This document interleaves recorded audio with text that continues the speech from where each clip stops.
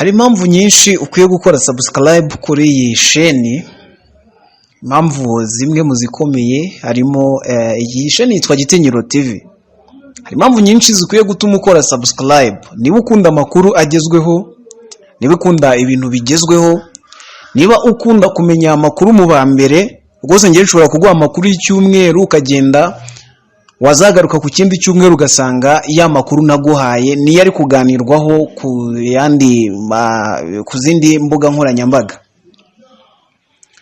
Niba ushaka kumenya impamvu nyamukuru ukwiye gukora subscribe kuri iyi Gitinyiro TV, ugende rwose usubire inyuma. Niba ari bwo ukibona video zacu tutarakora subscribe, usubire inyuma urebe aho navugiye ko Perezida Sebarundi agiye kujya mu gihugu cya Kinshasa, ategerejwe mu gihugu cya Kinshasa.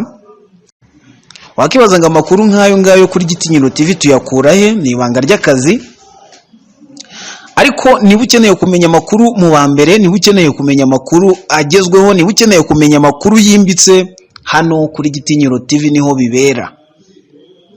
Niba ushaka ko mugenzi wawe cyangwa se inshuti yawe bamenye